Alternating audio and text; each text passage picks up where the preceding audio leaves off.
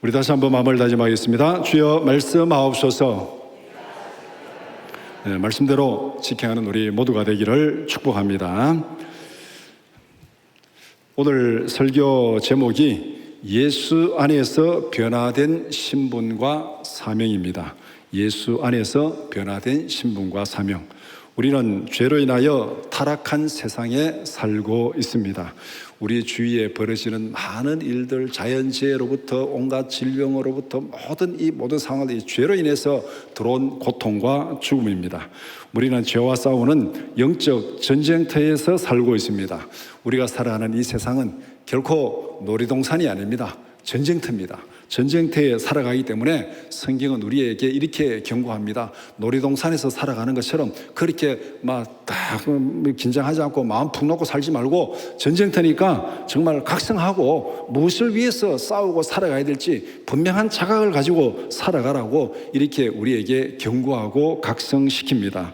에베소서 5장 18절 말씀 같이 보겠습니다. 술 취하지 말라. 이는 방탕한 것이니 오직 성령으로 충만함을 받으라. 술 취하고 살아가는 이 세상에 타락하고 방탕한 삶의 습관, 그 다음에 성령의 충만을 받고 살아가는 거룩한 삶의 습관, 이 둘이 이 세상에서 계속 충돌하고 싸우고 있습니다. 예수 안에서 거듭난 신분에 맞게 살라고 촉구하는 것입니다. 이 술 취한 세상에서, 방탕한 세상에서 거기에 물들지 말고, 이 세대를 본받지 말고 오직 성령의 인도하심을 따라서 거룩한 삶을 살아라. 이것이 바로 우리에게 말씀하는 말씀입니다. 예수 안에서 변화된 사명에 집중하라는 말씀입니다. 우리는 선택과 집중으로 변화된 사명에 충성해야 됩니다. 오늘 우리 주위에는 너무나도 많은 정보가 있고, 너무나도 많은 이게 프로그램이 있고, 너무나도 많은 이런 취미 생활도 있고, 엄청나게 많습니다. 그거 다 할 수 없습니다. 간단히 예를 들면 여러분 유튜브 들어가서 그 안에 영상 다 보시겠습니까? 다 못 봅니다. 온갖 것들 너무 많기 때문에 거기에서 진짜 내게 필요한 것이 무엇인지를 선택하고 집중하는, 그것이 우리의 삶의 전체 영역에서 필요합니다. 그래서 우리는 다 할 수 없습니다. 이 세상 살아가는 짧은 시간 동안에 정말 내가 해야 될 것이 무엇인가, 그것을 바로 정하고 거기에 선택적으로 집중해서 하나님 앞에 받은 사명을 잘 감당하는 우리 모두가 되기를 축복합니다. 오늘 베드로전서 2장 4절에서 10절 말씀을 읽었습니다. 이 말씀을 두 부분으로 나눠서 함께 살펴보고자 합니다. 첫 번째는 예수님을 통한 새로운 공동체, 4절에서 8절 말씀. 두 번째는 성도들의 새로운 신분과 사명, 9절에서 10절 말씀입니다. 먼저 4절에서 8절은 예수 안에서 거듭난 새로운 공동체에 대해서 말씀하고 있습니다. 예수 안에서 거듭난 새로운 공동체. 그러면 첫 번째는 예수 그리스도는 어떤 분인지를 말씀하고 있습니다. 예수 안에서 거듭난 새로운 공동체니까 그럼 예수님은 도대체 어떤 분인가? 4절은 예수 그리스도의 이중적인 신분을 대조시키고 있습니다. 첫 번째, 예수 그리스도는 사람들에게 버림을 받았다. 이것이 이 땅에서 예수님이 경험한 첫 번째입니다. 예수 그리스도는 사람들에게 버림을 받았다. 요한복음 1장 10절에서 12절 말씀 같이 보겠습니다.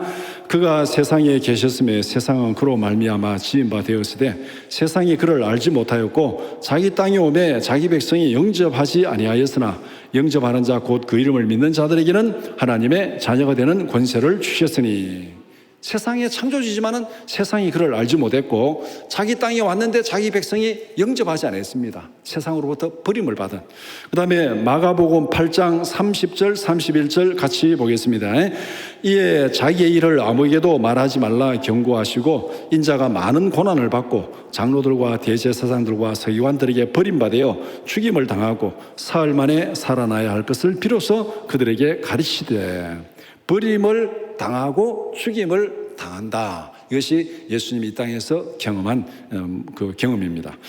그런데 두 번째로 예수님은 하나님이 보내신 메시아입니다. 세상은 알지 못했고 세상은 버렸고 세상은 고난을 주고 세상은 죽였지만 그러나 예수님은 변하지 않는 하나님이 보내신 하나님의 아들 메시아다. 그것을 분명히 성경은 선포하고 있습니다. 사도행전 2장 23절에서 24절 말씀 같이 보겠습니다. 그가 하나님께서 정하신 뜻과 미리 아신 대로 내준 바 되었거늘 너희가 법 없는 자들의 손을 빌려 못 박아 죽였으나 하나님께서 그를 사망의 고통에서 풀어 살리셨으니 이는 그가 사망에 매여 있을 수 없습니다. 세상은 예수님을 버리고 고난을 주고 십자가에 못 박아 죽였습니다. 그것으로 예수님이 끝난 것이 아니라 하나님은 예수님을 그 죽음과 사망 가운데서 다시 살리셨습니다. 다시 살려서 메시아가 되게 하시고 그리스도가 되게 하셨다고 그렇게 말씀하고 있습니다. 예수님은 죽음을 이기시고 부활하셨습니다. 세상의 버림과 죽음을 이기시고 생명을 주는 산 돌이 되었다. 예수 그리스도는 생명의 복음을 선포하는 교회의 모퉁이 돌이 되었다. 그것이 4절에서 말씀하는 예수님의 신분입니다. 세상은 그를 대적하고 세상은 그를 죽이고 세상은 그를 버렸지만 하나님은 죽음 가운데서 그를 살리셔서 생명을 주는 산 돌이 되게 하시고 교회의 모퉁이 돌이 되게 하여서 교회를 통해서 이 땅을 구원하는 기초가 되었다. 그것이 예수님이 누구인가 그 신분을 말씀합니다. 두 번째는 거듭난 공동체인 교회는 무엇인지를 말씀합니다. 예수 안에서 거듭난 공동체, 예수님이 누구인지를 말씀했고, 그럼 예수 안에서 거듭난 공동체, 교회는 무엇인가? 예수 그리스도는 부활하심으로 생명을 주는 산 돌이 되었습니다. 성도들은 그리스도와 함께 부활의 연합한 자가 되었습니다. 그리스도와 함께 십자가에서 죽었고 그리스도와 함께 부활에 참여한 자들이다. 로마서 6장 4절 말씀 같이 보겠습니다. 그러므로 우리가 그의 죽으심과 합하여 세례를 받음으로 그와 함께 장사되었나니 이는 아버지의 영광으로 말미암아 그리스도를 죽은 자 가운데서 살리심과 같이 우리로 또한 새 생명 가운데서 행하게 하려 함이라. 예수를 믿는 성도들은 생명의 근원이신 예수 그리스도와 연합되어서 산 돌이 되었다. 예수님이 생명을 주는 산 돌이 된 것처럼 우리가 예수 그리스도와 함께 연합하면은 우리도 산 돌이 된 거예요. 이런 모습을 요한복음에서는 15장에 포도나무 비유를 들어서 설명하고 있잖아요. 가지가 줄기에 붙어 있으면은 바로 수액을 받아서 열매를 맺게 된다. 우리가 예수님이 산 돌이니까 예수를 믿는 우리, 예수를 믿고 세례받은 우리는 예수님과 더불어 산 돌이 되었습니다. 그리스도와 연합하여 세례를 받은 자 결과가 우리에게 어떻게 나타나는가? 우리가 예수를 믿고 세례를 받았습니다. 그럼 우리에게 어떤 결과가 나타나는가? 오늘 이 5절에서 세 가지를 말씀합니다. 첫 번째는 그리스도의 부활과 연합하여 생명을 전하는 산 돌이 되었다. 우리는 영생을 받았고 그 영생의 복음을 전하는 산 돌이 되었다. 두 번째는 생명을 전하는 산 돌로서 그리스도의 몸된 교회로 세워진다. 그래서 오늘 본문에서 신령한 집으로 세워진다. 그러니까 이 교회는 그냥 돌로, 생명 없는 돌로 세워진 것이 아니고 살아있는 돌, 거듭난 구원받은 백성들로 세워지는 교회가 바로 하나님의 집 교회입니다. 그래서 우리는 산돌로 그리스도의 몸된 교회를 이루어 간다. 그 다음에 세 번째, 그리스도와 함께 하나님께 거룩한 제사를 드리는 제사장이 되었다. 우리는 하나님 앞에 대제사장인 그리스도와 함께 하나님께 제사를 드리는 제사장이 되었다. 그래서 우리가 예수 그리스도와 연합하여 세례를 받은 우리에게 나타난 결과가 세 가지입니다. 생명을 전하는 산돌이 되었고 그리스도의 몸된 교회의 지체들이 되었고 그 다음에 하나님께 제사 드리는 제사장이 되었다. 따라서 교회는 이 세상에 생명을 전하는 생명 공동체입니다. 에베소서 2장 20절 말씀 같이 보겠습니다. 너희는 사도들과 선지자들의 터 위에 세우심을 입은 자라. 그리스도 예수께서 친히 모퉁이 돌이 되셨느니라. 그의 안에서 건물받아 서로 연결하여 주 안에서 성전이 되어가고 너희도 성령 안에서 하나님이 거하실 처소가 되기 위하여 그리스도 예수 안에서 함께 지어져 가느니라. 성령 안에서 함께 성령이 가시는 하나님의 성전으로 지어져 간다고 말씀하고 있습니다. 그래서 교회는 예수 그리스도의 기초 위에 산돌로 지어진 생명을 전하는 생명 공동체다. 앞에서 그리스도가 누구인지를 말씀했고 그 다음에 그리스도 위에 거듭난 교회는 무엇인지를 이렇게 정리합니다. 교회는 예수 그리스도의 기초 위에 산돌로 지어진 생명을 전하는 생명 공동체가 교회다. 세 번째는 모퉁이돌로 오신 예수님의 이중적인 역할을 말씀하고 있습니다. 예수 그리스도는 생명의 근원이신 산돌입니다. 예수 그리스도는 산돌로서 교회를 세우는 모퉁이돌이 되었습니다. 예수 그리스도가 삶과 죽음을 결정하는 기초석이 되었다는 것입니다. 우리가 이 옳고 그름의 기준이 뭐냐? 또 삶과 죽음의 기준이 뭐냐? 예수 그리스도가 기준이라고 성경은 분명히 말씀하고 있습니다. 그래서 예수를 믿으면 구원받고 예수를 믿지 않으면 구원받지 못합니다. 그것이 성경이 말씀하는 우리에게 말씀하는 기준입니다. 그러니까 이 구원과 멸망의 기준은 예수 그리스도고 옳고 그름의 기준은 성경입니다. 그런데 오늘날 SNS, 유튜브, 인터넷 여기서 옳고 그름의 기준은 뭡니까? 결코 진리가 아닙니다. 거기서 옳고 그름의 기준은 조회수입니다. 조회수. 전적으로 조회수가 많으면 그것이 옳은 거예요. 그래서 유튜브 동영상 딱 틀면은 조회수가 가장 많은 게 제일 먼저 뜹니다. 이 알고리즘이 그렇게 돼 있어요. 아무리 옳은 말을 해도 그게 조회수가 적으면은 뜨지도 않습니다. 그래서 우리가 살아가는 이 시대는 오롯이 숫자로, 그냥 조회수로 모든 것이 결정되는 그런 시대에 우리가 지금 살고 있습니다. 그러나 성경은 분명히 그렇게 말하지 않습니다. 세상이 예수님을 대적하고 거역하고 버리고 죽였지만은 하나님은 예수 그리스도를 죽은 자 가운데서 살리셔서 생명의 근원이 되게 하시고 생명의 기준이 되게 했다. 이것이 성경이 말씀하는 선언입니다. 그렇기 때문에 우리는 성경을 최우선 근위로 두고 살아가는 거예요. 성경 이외의 모든 것은 성경 밑에 가는 거예요. 성경이 최고의 근위고 그 다음에 우리의 생각, 사상, 풍조 이렇게 그 모든 것은 성경 밑에 가는 겁니다. 그래서 이 예수 그리스도가 바로 옳고 그름 생명과 죽음의 기준이 되었다고 그렇게 말씀합니다. 그런데 이 예수 그리스도가 오늘 이 세상에서 어떤 이중적인 역할을 하고 있는가? 첫 번째는 산돌이신 예수 그리스도 위에 세워진 자들은 영생을 누립니다. 6절이 바로 그 내용을 말씀합니다. 믿는 자들에게는 예수 그리스도는 보배요 생명의 반석이라 그렇게 말씀하고 있습니다. 또 그 다음에 예수 그리스도를 거역하고 믿지 않는 자들에게는 예수 그리스도는 부딪히는 돌이다 그렇게 말씀합니다. 걸려 넘어지게 하는 바위가 된다고 말하고 있습니다. 바위에 부딪히면 바위가 깨어지는 것이 아닙니다. 바위에 부딪히는 자가 깨어집니다. 우리 흔히 계란으로 바위치기다 그런 말을 하잖아요. 계란으로 바위를 아무리 두들겨 봐야 바위가 깨어지는 거 아니에요. 거기에 부딪히는 계란이 다 깨집니다. 바로 예수 그리스도가 바로 믿지 않는 자들에게는 부딪히는 돌이고 부딪히는 반석이라는 거예요. 믿지 않는 자들이 아무리 예수님을 거역하고 거기에 막 그렇게 불순종하고 그렇게 해도 거기에 부딪히면 예수님이 깨어지는 것이 아니고 진리가 무너지는 것이 아니고 그들이 깨어지고 그들이 넘어지고 그들이 멸망당한다는 거예요. 오늘날 우리 주위에 많은 사람들이 그렇게 얘기합니다. 예수 믿어야 구원받고 예수 믿지 않으면 구원받지 못한다. 그러니까 아니다. 예수 안 믿어도 구원받을 수 있다. 종교다원지가 바로 이거예요. 예수 안 믿어도 구원받을 수 있다. 예수 안 믿어도 구원받을 수 있다. 그렇게 믿는 사람은 그렇게 가면 돼요. 그렇게 가면 되는데 그렇게 해서 예수 그리스도의 진리를 거역하고 그렇게 부닥치면은 누가 깨어지느냐? 복음이 무너지는 것이 아니고 본인이 깨어지고 본인이 넘어지고 본인이 멸망하는 거예요. 그러니까 거기에 대한 책임은 전적으로 본인이 지면 되는 거예요. 그러니까 우리는 종교다원주의 주장하는 사람들 그렇게 주장하면 그래 너는 너대로 믿어라.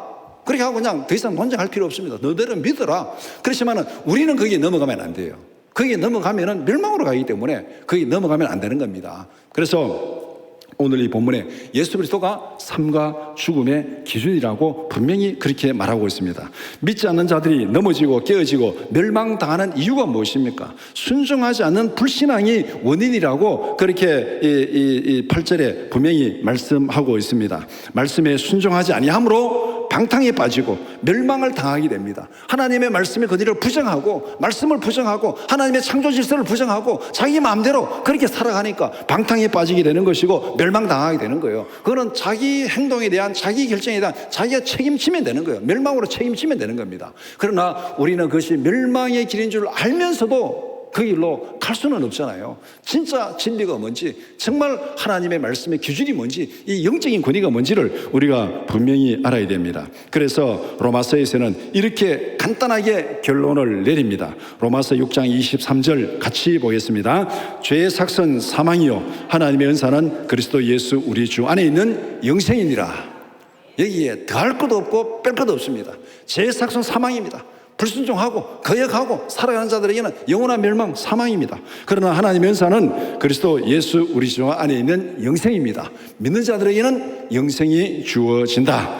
예수 안에 있으면은 영원한 생명이요, 예수 밖에 있으면은 영원한 죽음입니다. 이것이 바로 예수님을 통한 새로운 공동체의 모습입니다. 다음으로 9절에서 10절은 성도들의 신분적 특권을 말씀합니다. 첫 번째는 거듭난 성도들의 특별한 신분에 대해서 말씀하고 있습니다. 거듭난 성도들은 예수 안에서 산 돌이 되었다, 살아있는 돌이 되었다, 그렇게 말씀했습니다. 살아있는 돌로서 예수 그리스도의 기초 위에서 신령한 집으로 지어집니다. 그리스도 안에서 변화된 성도들의 신분을 오늘 본문에서 네 가지로 말씀하고 있습니다. 그래서 10절에는 너희가 그전에는 하나님의 백성이 아니었는데 이제 예수 안에서 하나님의 백성이 되었다. 하나님의 백성이 된 우리의 신분의 특징이 뭐냐? 9절에서 네 가지로 말씀합니다. 첫 번째는 택하신 족속이요, 예수 안에서 택하심을 받고 구원받은 하나님의 백성이 되었다. 예수 믿기 전에는 하나님의 백성이 아니었는데 예수 믿고 하나님의 백성이 되었다. 그 다음에 두 번째는 왕같은 제사장이다. 이것은 왕인 동시에 제사장이라는 의미입니다. 그리스도와 함께 보좌에 앉아서 만국을 통치하시는 왕이다. 우리는 계시록에 보면은 우리가 마지막 때에 그리스도와 함께 보좌에 앉아서 만국을 다스리는 왕이라고 말씀하고 있습니다. 동시에 대제사장이신 예수님과 함께 하나님을 섬기고 예배하는 자가 되었다. 그래서 우리는 제사장이 되었다. 예배하는 제사장이 되었다. 그리스도와 함께. 그러니까 왕 같은 제사장, 하나님 앞에서 그리스도와 함께 보좌에 앉아서 만국을 다스리는 왕인과 동시에 그리스도와 함께 하나님을 예배하는 제사장이 되었다. 이것이 바로 왕 같은 제사장입니다. 그 다음에 거룩한 나라라고 그렇게 말씀합니다. 여기서 거룩의 핵심은 구별입니다. 우리가 보통 거룩은 동양적인 관점에서 거룩 그러면은 막 그런 커나하게 걷고 막 목욕 제기하고 막 흰옷 입고 막 그게 거룩이 생각하는데, 물론 그것도 거룩이야, 구별은 거룩이 맞습니다. 그런데 핵심은 구별입니다. 하나님께서 특별한 목적을 위해서 구별해 놓은 존재라는 겁니다. 우리가 뭐 이렇게 할 때 다 구별하잖아요. 우리가 월급을 받으면은 11조, 하나님 앞에 드릴 11조, 10분의 1 다 구별해 놓고, 그 다음에 뭐 아파트 관리비 내고, 그 다음에 뭐 내고 다 구별해 놓고, 또 그 다음에 뭐 이렇게 식품값 이렇게 구별해 놓고, 그 다음에 좀 여분이 있으면은 그 다음 뭐 다른 데 쓰잖아요. 우리가 다 예산을 세워서 하는 게, 예산이라는 게 특정 항목에 구별해 놓는 게 바로 예산이잖아요. 그래서 여기서 거룩한 나라는 하나님 앞에 특별한 목적을 위해서 구별해 놓는 것, 타락한 세상에서 특별한 사명을 맡기 위해서 구별해 놓은 존재가 바로 예수 믿는 자들이다. 이것이 바로 거룩한 나라라는 뜻입니다. 네 번째는 그의 소유된 백성입니다. 하나님께서 그리스도의 피로 사서 그의 자녀로 삼은 언약 백성이 되었다. 그의 소유가 됐다는 것은 남의 것인데 내가 값을 주고 사면은 내 것이 되는 거예요. 죄에 빠져서 멸망길로 가는데 예수님께서 십자가에 죽으시고 그 피값으로 우리를 다시 사셨어요. 그래서 하나님의 소유가 되었습니다. 하나님의 언약 백성이 되었습니다. 하나님 나라를 유업으로 받을 상속자가 되었습니다. 그것이 바로 그의 소유된 백성이라는 의미입니다. 우리는 죄악 가운데서 패배하여서 멸망당하는 자들이 아닙니다. 우리는 죄악 세상에 살아가고 죄악 세상에 태어나지만 여기에서 패배하고 멸망으로 가는 그런 우리 존재가 아닙니다. 우리는 하나님의 나라를 상속으로 받을 거룩하고 존귀한 하나님의 상속자들입니다. 아멘입니까? 이런 당당한 자존감을 가지고 이 세상에 살아가시기 바랍니다. 주위에 있는 사람들이 예수 믿는다고 무슨 어떤 조롱하고 어떤 말을 해도 거기에 전혀 신경 쓸 거 없습니다. 그것이 우리를 구원하는 거 아니에요. 그것이 우리를 살리는 거 아니에요. 우리는 전적으로 하나님 앞에 거룩한 상속자로 살아가는 것. 오늘 인터넷에 들어가면 기독교를 반대하는 엄청난 집단들이 있습니다. 기독교 반대 연합단체도 있습니다. 기독교 반대 연합단체. 이 모든 거 뿌리를 거슬러 가면은요, 그 밑에는 공산주의 무신론이 자리 잡고 있습니다. 공산주의 무신론의 최대 목표는 기독교를 해체하는 겁니다. 왜? 기독교 때문에 공산화가 안 되는 거예요. 기독교 때문에. 유럽이 공산화, 러시아 혁명이 일어날 때 러시아에서 공산화 혁명이 제일 먼저 일어났어요. 이 사람들 생각할 때는 산업화가 빨리 된 독일이나 프랑스나 영국에서 이 공산화 혁명이 일어날 거다. 왜냐하면은 이 마르크스 레닌주의가 이게 지금 계급 투쟁으로 가기 때문에 노동자 계급을 부축해가지고 부르주아 계급을 타도하자. 이게 러시아 그 공산혁명의 기본 구조인데, 그러면은 거기서 산업화가 가장 빨리 된 영국, 독일, 프랑스가 공산화되어야 됩니다. 그런데 거기는 공산화되지 않고 러시아가 공산화가 되었어요. 그래서 이 사람들이 도대체 이게 뭐냐? 그들이 세밀하게 분별해 보니까 거기에는 기독교가 자리 잡고 있었습니다. 기독교이기 때문에 이들이 공산화되지 않았다. 그 다음에 신마르크스주의가 전략을 바꿉니다. 뭐로 바꾸느냐? 계급투쟁이 아니라 성혁명으로 바꿉니다. 성혁명. 우리 지금 동성애 다 여기에 연결되어 있습니다. 이게 간단한 문제가 아니에요. 초창기 마르크스주의는 계급투쟁으로 사회를 뒤집자고 했는데 그게 실패하니까 거기에 기초가 교회예요. 그 다음에 이번에는 신마르크스주의가 성혁명을 통해서 이 사회를 공산화시키자. 그런데 거기도 보니까 교회가 제일 걸림돌이에요.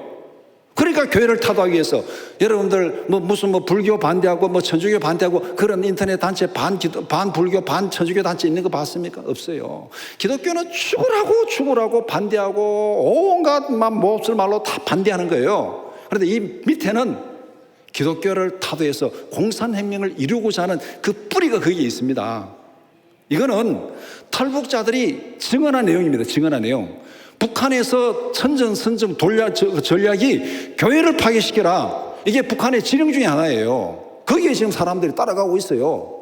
성혁명이 교회를 해체시키기 위한 이런 뿌리가 여기 있습니다. 그러니까 우리는 이 영적인 이 뿌리를 바로 봐야 되는 것입니다. 그래서 우리는 세상 사람들이 뭐라고 말해? 개독교, 예수 믿는 손질. 그거는 정말 우리가 잘못해서 그런 거 아니에요. 그들의 목적이 다른 데 있기 때문에.